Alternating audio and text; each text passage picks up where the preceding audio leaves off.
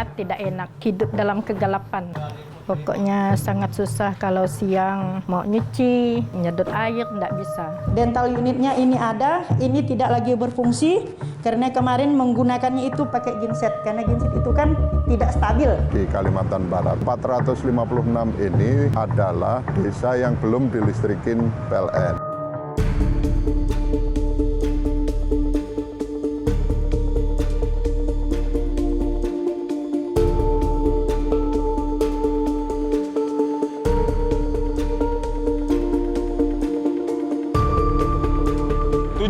Tahun Indonesia merdeka, faktanya masih ada 1,5 juta rumah tangga yang belum mendapatkan pasokan listrik memadai dari negara.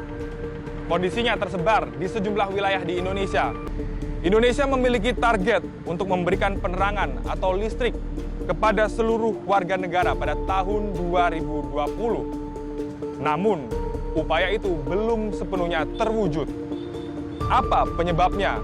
Dan mengapa pemerataan elektrifikasi di wilayah atau di daerah sulit diwujudkan? Inilah The Jurnalis.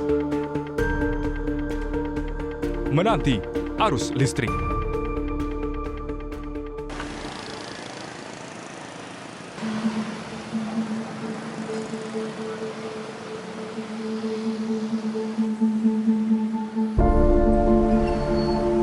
Sebagai sebuah berada negeri yang berbatasan langsung dengan negara tetangga Malaysia dan Brunei Darussalam, persoalan pemerataan listrik di Kalimantan Barat hingga kini masih menuai sorotan.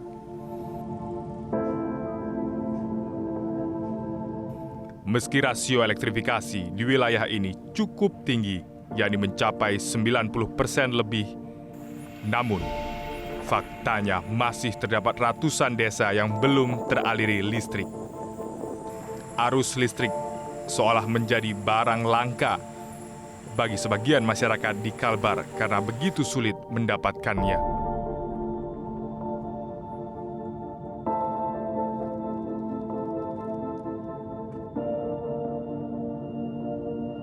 Salah satu wilayah yang menjadi perhatian tim The Jurnalis adalah Desa Sebubus, Kecamatan Paloh, Kabupaten Sambas. Lokasinya berjarak sekitar 342 km dengan waktu tempuh sekitar 8 jam perjalanan darat dari pusat kota Pontianak.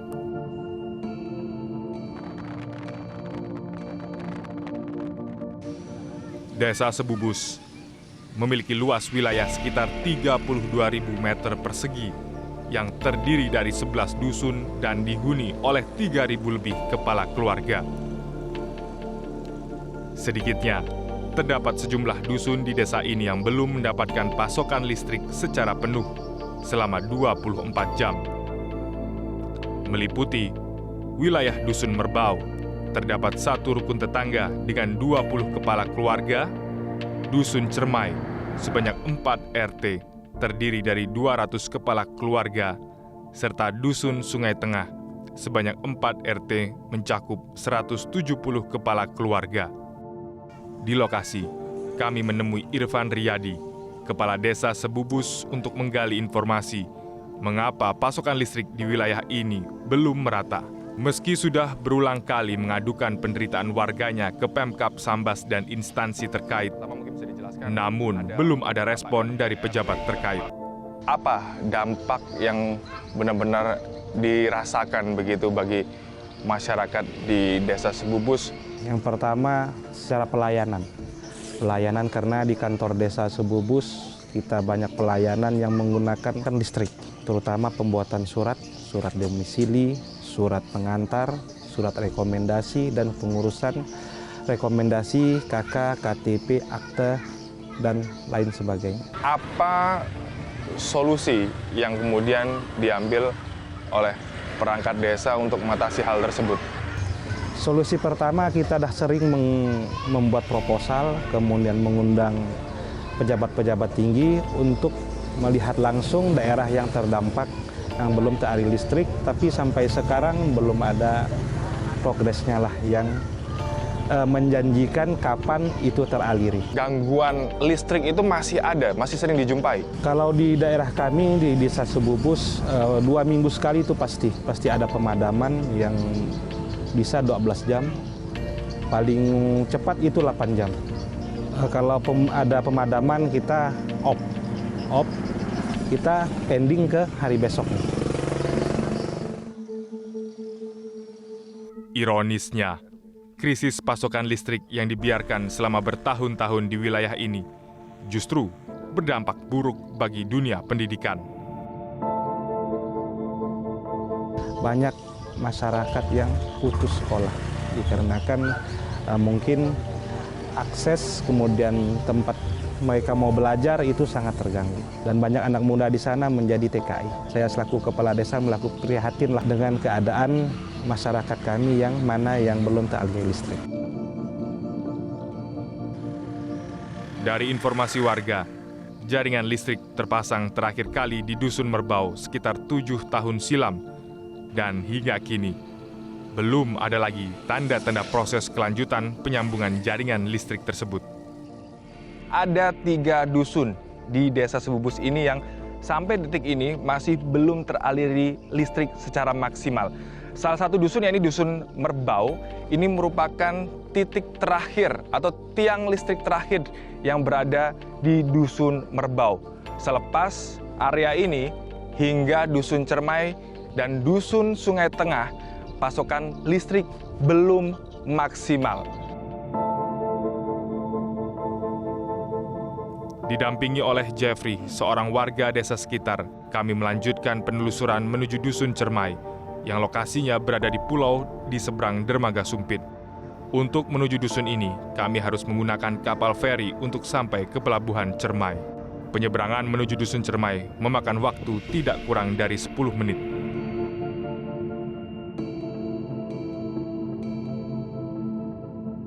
The Jurnalis tiba di lokasi saat hari sudah senja. Tidak tampak aktivitas apapun di pelabuhan ini, bahkan di kantor pelabuhan sekalipun. Sebagai sumber penerangan, sejumlah sisi pelabuhan mengandalkan lampu jalan yang menggunakan teknologi solar cell. Hari semakin gelap saat kami melanjutkan perjalanan menuju lokasi peliputan. Sepanjang perjalanan itu pula, kami tidak melihat satupun instalasi jaringan listrik di dusun ini yang terpasang. Di Dusun Cermai, The Jurnalis menemui Triani, seorang warga yang tinggal di dusun ini sejak tahun 1993. Sudah hampir 30 tahun, Triani tinggal bersama suami beserta 3 orang anaknya di dusun ini. Ia tentu paham betul bagaimana hidup di tengah kondisi minimnya listrik di wilayah ini. Untuk memenuhi kebutuhan listrik keluarganya, saat ini Triani menggunakan genset yang hanya bisa dinyalakan selama 12 jam. Maklum, setiap hari perempuan berusia 43 tahun ini harus merogoh uang tambahan sebesar Rp60.000 untuk keperluan membeli solar dan menyalakan genset setiap malam.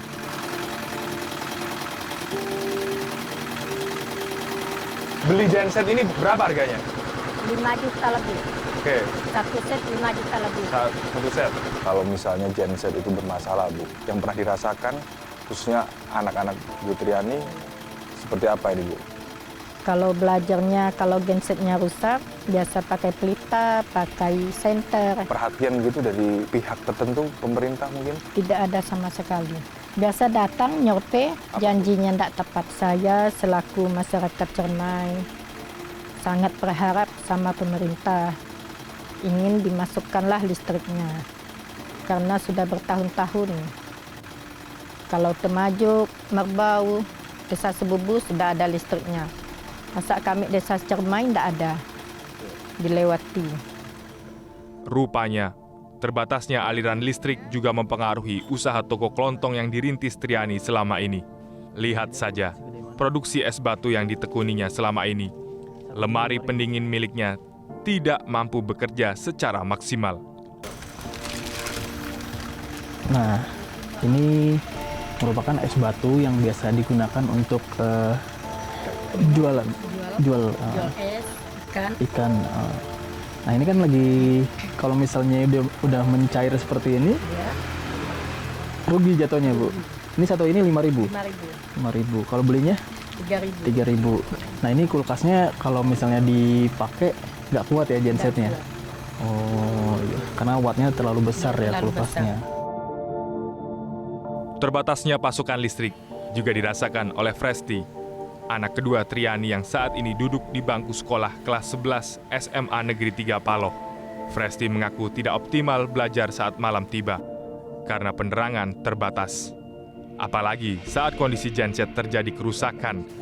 Dara berusia 17 tahun ini terpaksa belajar dengan penerangan seadanya menggunakan pelita. Pristi, ini bagaimana kendala yang dihadapi selama belajar? Untuk kendalanya mungkin agak susah karena tidak ada lampu. Saya jadi kesulitan belajar dan kondisi gelap mungkin jadi susah untuk belajarnya. Dan seperti inilah kondisi wilayah ini saat hari semakin larut. Penerangan minim ditambah akses jalan yang belum begitu mulus, membuat kondisi kian memprihatinkan. Seluruh kebutuhan listrik sepenuhnya bergantung hanya pada saat mesin genset yang masih menyala. Saat mesin ini berhenti berputar, maka berhenti pula pasokan listrik yang mengalir di setiap rumah.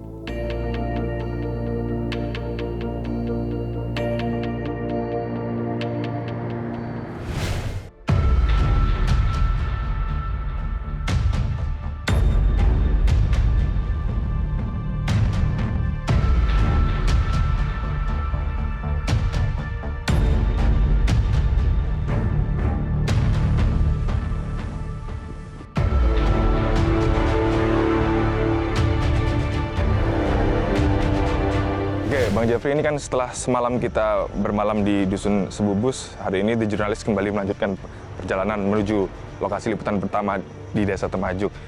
Ini informasinya ada beberapa dusun ya Bang ya yang masih belum teraliri listrik. Betul begitu Bang? Ya, betul. Di Dusun Camar Bulan ada 146 kakak yang belum teraliri listrik. Kalau gitu kita langsung ke lokasi aja Bang.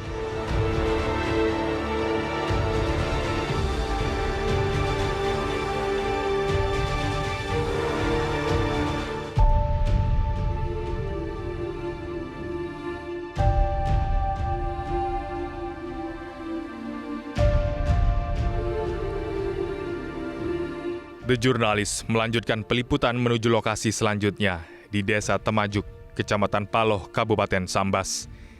Jaraknya sekitar 27 km atau 45 menit waktu tempuh dari kawasan Pantai Tanjung Api di Dusun Cermai. Untuk menuju lokasi, akses jalan satu-satunya masih dalam perbaikan, sehingga butuh upaya ekstra untuk sampai ke lokasi liputan berikutnya. Itu sebabnya, di tengah perjalanan, mobil yang kami tumpangi terjebak saat melintasi medan jalan yang ekstrim. Beruntung, saat itu kendaraan kami ditarik menggunakan bus milik seorang warga yang melintas.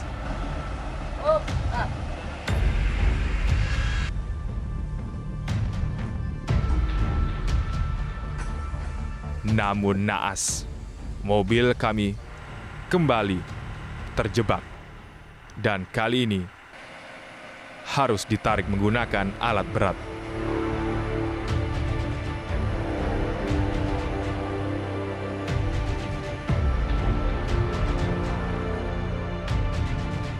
Ini merupakan jalan nasional yang berada di Kabupaten Sambas yang menghubungkan dari Desa Sebubus menuju Desa Temajuk. Dan infrastruktur jalan menjadi hal penting agar pasokan listrik khususnya di daerah-daerah terpencil ataupun daerah-daerah terluar ini bisa tersuplai dengan maksimal.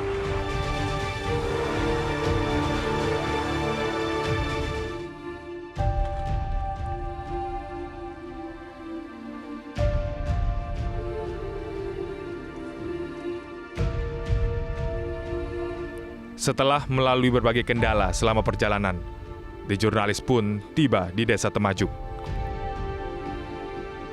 Saat kami tiba, aktivitas warga desa ini berlangsung normal. Kami juga mendapati infrastruktur jaringan listrik di sejumlah titik sudah terpasang. Namun siapa sangka, meski terlihat memadai, pasokan listrik di desa ini belum dapat dinikmati selama 24 jam penuh. Bahkan di sejumlah lokasi seperti Dusun Camar Bulan, masih terdapat sebagian warganya yang belum mendapat pasokan listrik. Diketahui, Desa Temajuk memiliki luas wilayah 23.000 km persegi. Dihuni sebanyak kurang lebih 2.800 jiwa. Desa Temajuk terdiri dari 3 dusun, yakni Dusun Camar Bulan, Maludin, dan Sempadan.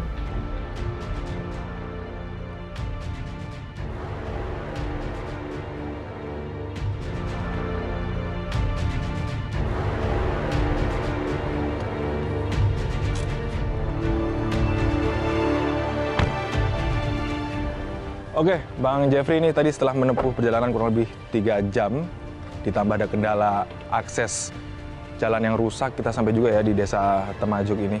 Oke, kita langsung aja Bang. Oke.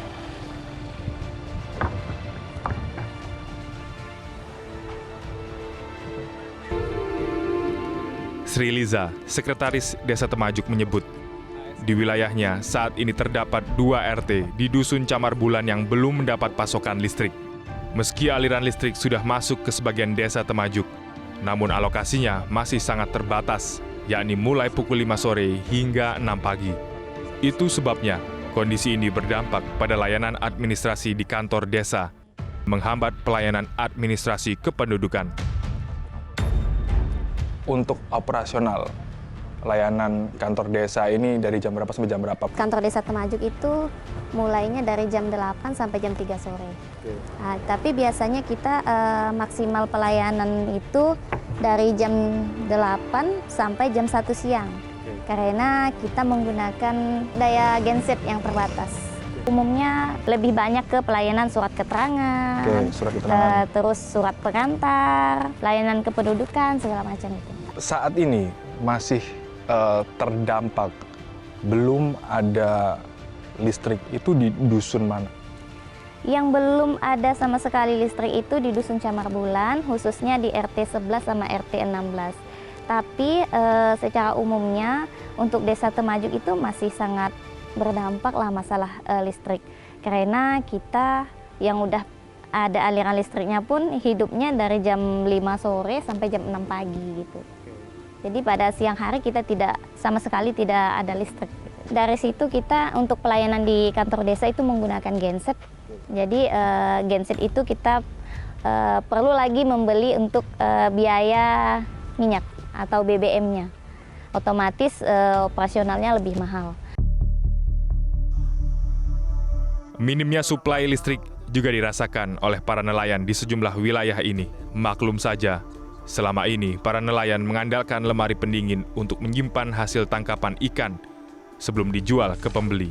Mereka kini harus mengeluarkan biaya lebih untuk membeli es batu sebagai pengganti lemari pendingin yang tidak lagi maksimal bekerja.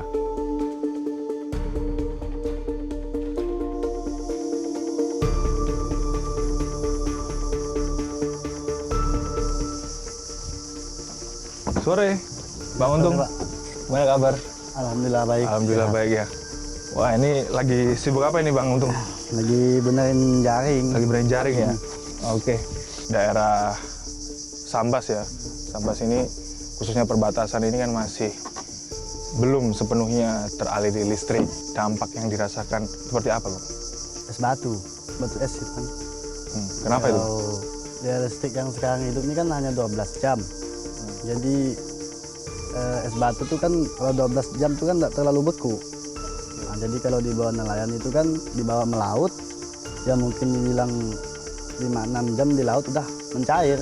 Daripada kita melaut, ikannya nanti busuk, nggak bawa es, ya mau udah mau, kita harus beli juga.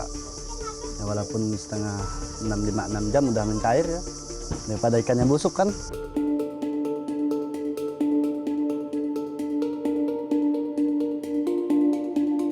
Tidak hanya aspek pemerintahan, pendidikan, hingga sektor usaha yang terganggu akibat terbatasnya aliran listrik. Lebih jauh, The Jurnalis melihat aktivitas pelayanan kesehatan juga terkendala. Seperti yang terjadi di Puskesmas Temajuk ini. Kepala Puskesmas Temajuk, Juraini, mengungkap, seperangkat alat kesehatan tidak dapat digunakan secara optimal akibat suplai listrik yang terbatas. Celakanya lagi, terdapat banyak stok obat hingga vaksin menjadi rusak akibat lemari pendingin tempat penyimpanan obat tidak dapat menyala setiap waktu. Situasi ini membuat layanan kesehatan menjadi terkendala. Dari pertama, dari pendaftaran juga udah memerlukan listrik.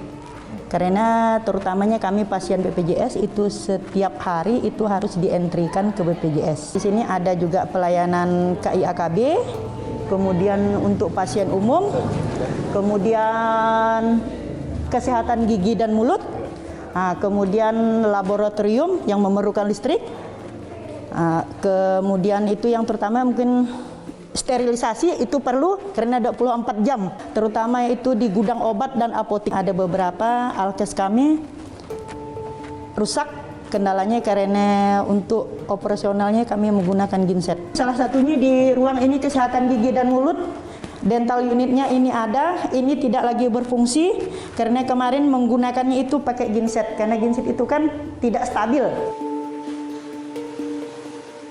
Meski begitu, perlu biaya tambahan yang cukup besar agar tetap dapat menggunakan genset untuk menopang aktivitas kesehatan di puskesmas. Biaya tentu akan semakin membengkak jika terdapat pasien yang memerlukan perawatan intensif seperti di unit gawat darurat, serta kegiatan memerlukan daya listrik besar, seperti proses persalinan dan perawatan lain.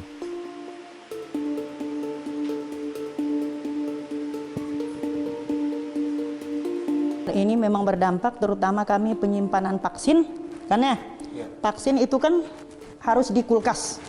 Ada beberapa obat itu yang rusak.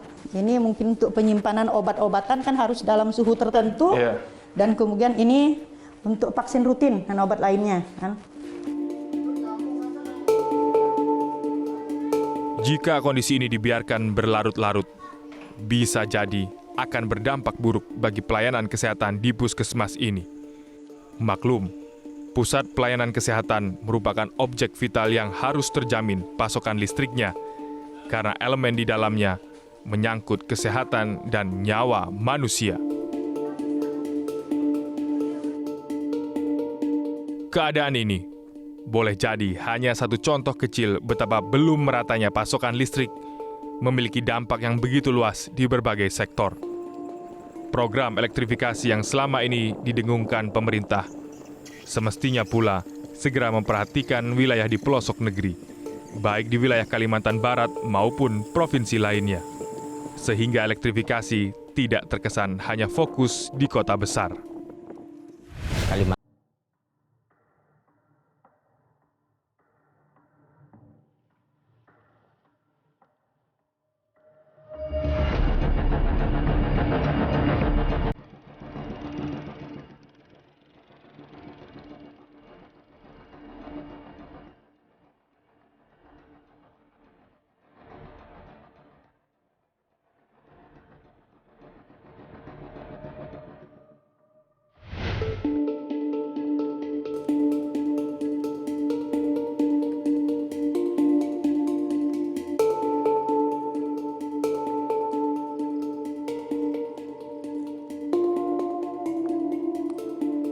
Wilayah berikutnya yang menjadi perhatian The Jurnalis adalah Dusun Sempadan, yang lokasinya berbatasan langsung dengan Teluk Melano, Lundu, Sarawak, Malaysia. Bagaimana tidak, sebagai beranda negeri, infrastruktur listrik di kawasan ini terbilang cukup memprihatinkan. Kondisi gelap gulita seperti inilah yang setiap hari masyarakat alami saat hari berganti. Apalagi, minimnya fasilitas penerangan jalan membuat suasana terasa begitu mencekam. Inilah gambaran lokasi teras negeri yang selama ini seolah terabaikan.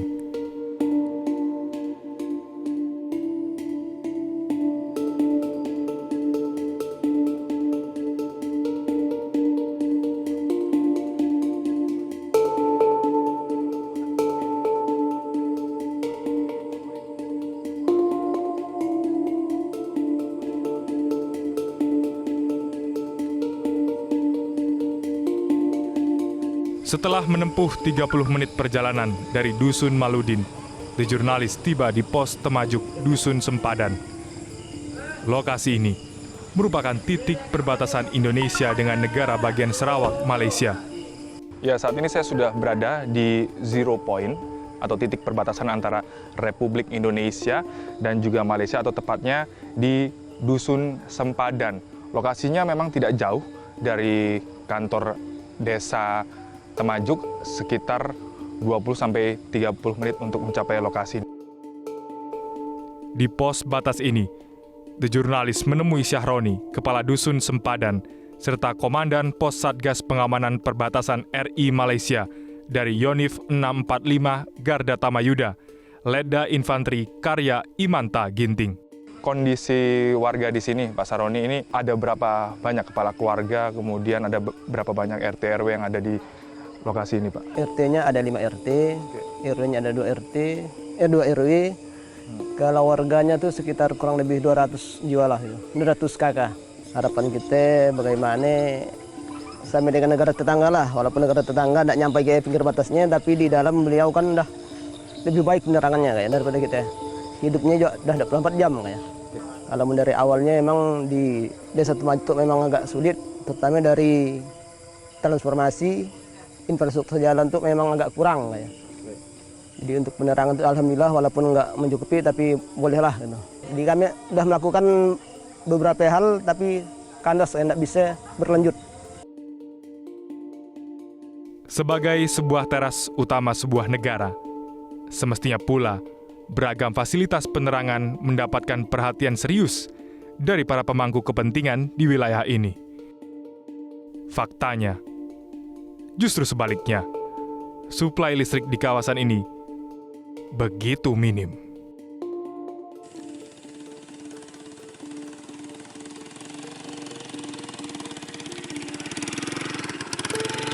Listrik juga menjadi hal penting, khususnya dalam aspek keamanan. Seperti yang terlihat saat ini di zero point ini, terdapat pos lintas batas milik TNI AD yang saat ini tengah dijaga oleh Satgas Pamtas Yonif 645 Garda Tamayuda. Dan bisa dilihat bahwa kondisi pos lintas batas ini untuk penerangan memang sangat minimalis sekali. Dan juga bisa dilihat tadi sebelumnya juga persis di zero point juga memang tidak ada penerangan sama sekali. Dan tentu hal ini sangat beresiko untuk aktivitas keamanan di daerah perbatasan seperti ini.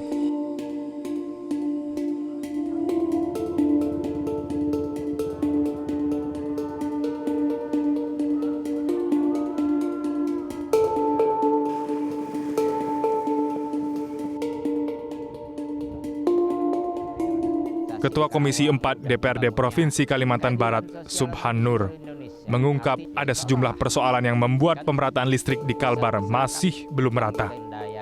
Mulai dari aspek sosiologis, geografis, tumpang tindih lahan, hingga persoalan pendanaan. Sebenarnya apa yang menjadi kendala utama sehingga suplai listrik ke beberapa tempat ini begitu sulit, Pak, sampai dengan saat ini? Nah, jadi kita minta bahwa pemerintah pusat, lembaga teknis khususnya PLN ini mengestimasi 5 triliun dari aspek perencanaan. Ya kita minta bahwa 5 triliun ya gelontorkan 1 tahun, insya Allah bahwa ini pasti connect lah. Dan tentu masyarakat Kalimantan Barat sangat berharap karena hal ini, karena belum punya listrik ini, belum merdeka mereka.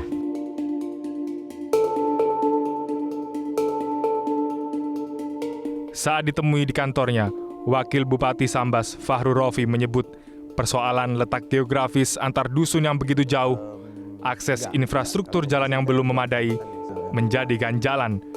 Mengapa suplai listrik di Sambas, utamanya di Kalbar, masih belum merata? Bahwa ada sejumlah dusun di Desa Sebubus dan juga Temajuk yang sampai dengan saat ini tuh masih belum mendapat aliran listrik secara full 24 jam. Ini bagaimana tanggapan Anda?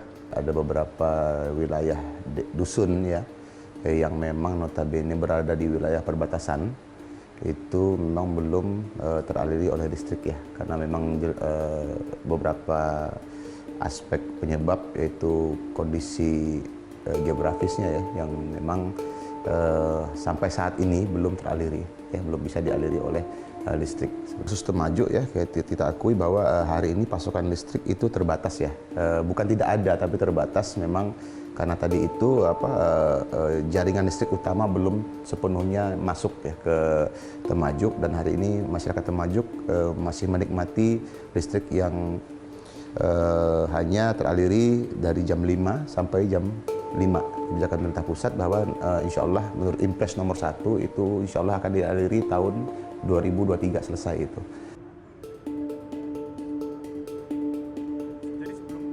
Lebih lanjut, Muhammad Sofin Hadi, General Manager PLN Unit Induk Distribusi Kalimantan Barat, saat ditemui The Jurnalis membeberkan mengapa proses pembangunan jaringan listrik di sebagian wilayah di Kalimantan Barat masih terbatas. Pak Sofin, mungkin bisa dijelaskan Pak, gambaran seperti apa infrastruktur jaringan listrik di Provinsi Kalimantan Barat ini Pak? Di antara semuanya masih menyisakan 456 desa yang belum berlistrik di Kalimantan Barat. 456 ini adalah desa yang belum dilistrikin PLN. Kemudian di tahun ini itu ada 50 desa yang akan dikerjakan dan insya Allah selesai. Jadi tinggal sisa 400. Namun dari 400 itu ada 50 desa yang sudah menggunakan listrik mandiri dari pembangkit, dari diesel, dari swadaya masyarakat. Jadi sisanya 300-an desa itu yang belum listrik sama sekali.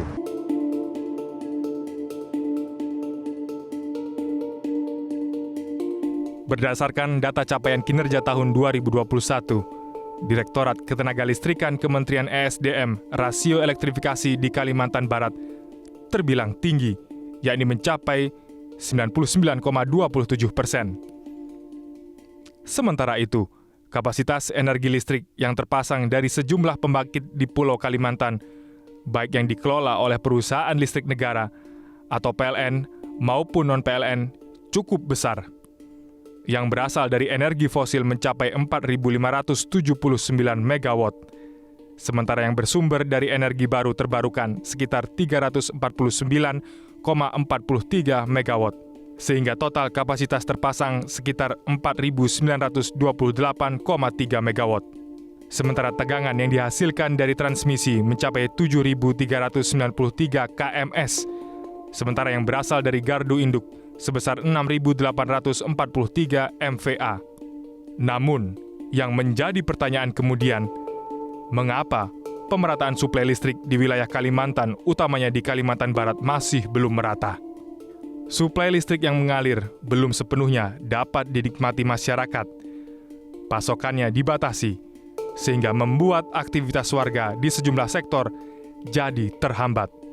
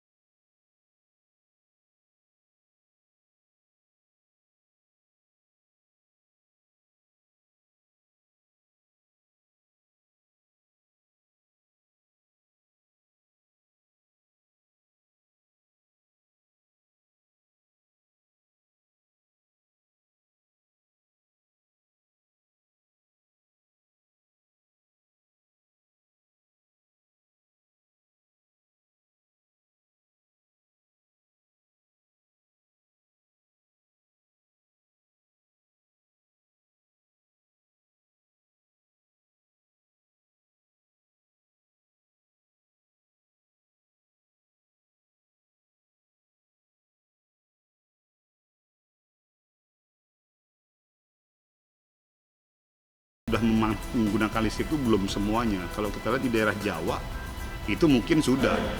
Tetapi di daerah Sumatera, Kalimantan, Sulawesi, dan itu sama kayak di Kalimantan aja masih banyak sekali desa-desa ataupun daerah yang sama sekali belum pernah merasakan listrik loh. Terus di daerah Maluku, daerah Indonesia bagian timur lah. Isu global itu artinya ada keinginan besar masyarakat global agar kita segera changing. Nah, pada prinsipnya kita setuju, tetapi kita juga harus melihat kondisi dalam negeri kita. Jadi nggak bisa juga serta-merta, oh karena di global maunya begini ya kita.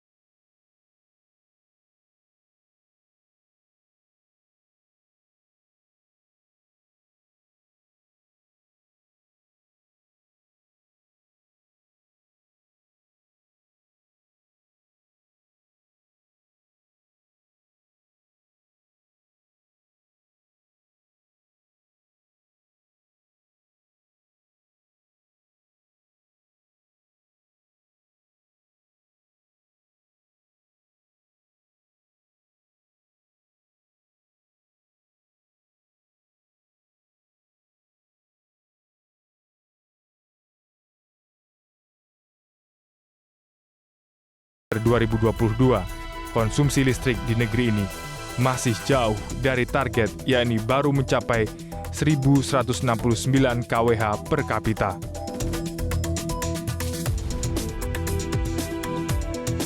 Kalau kita melihat atau mengukur dari case Kalimantan Barat, di mana ada peningkatan bentuk perhatian pemerintah kan melalui dari tadi peningkatan anggaran pembangunan listrik di daerah pedalaman.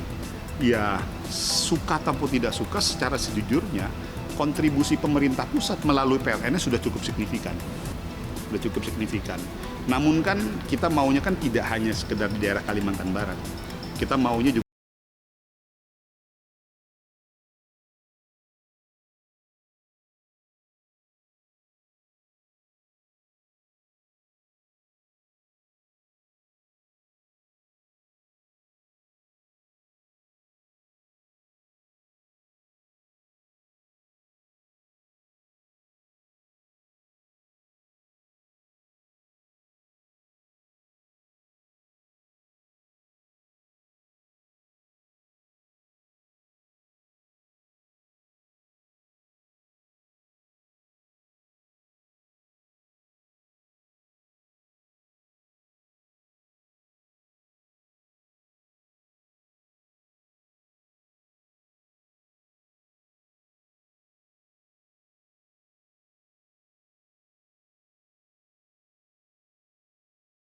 Aplikasi ini terbilang cukup tinggi, Pak.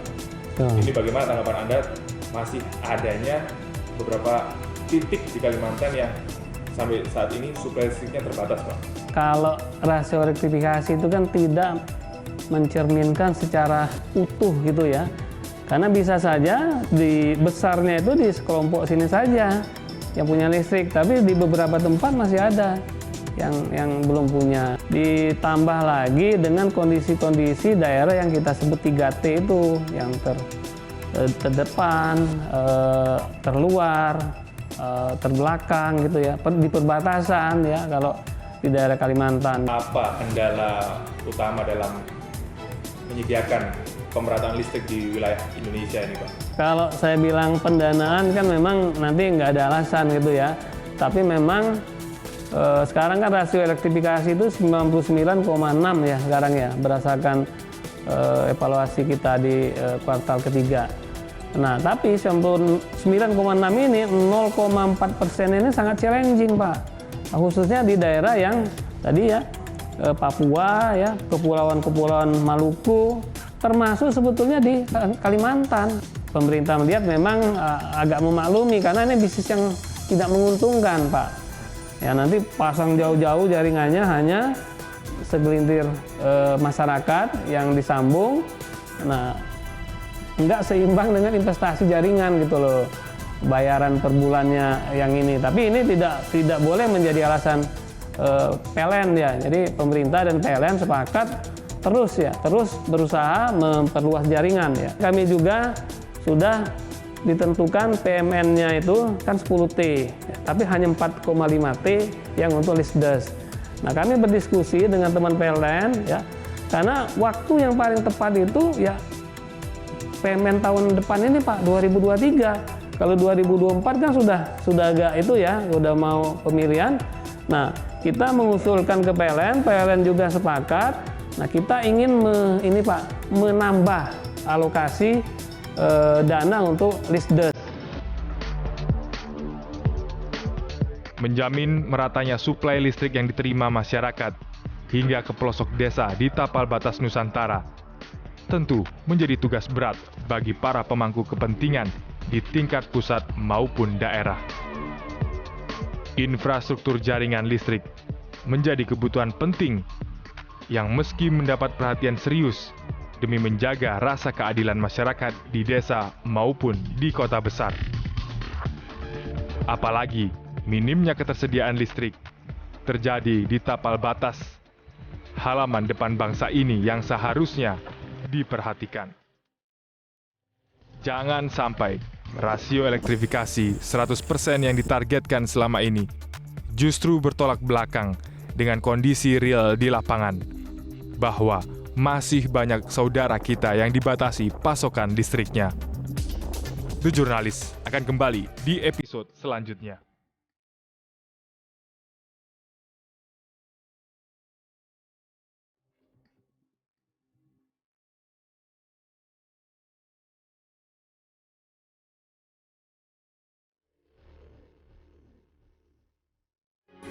Metro TV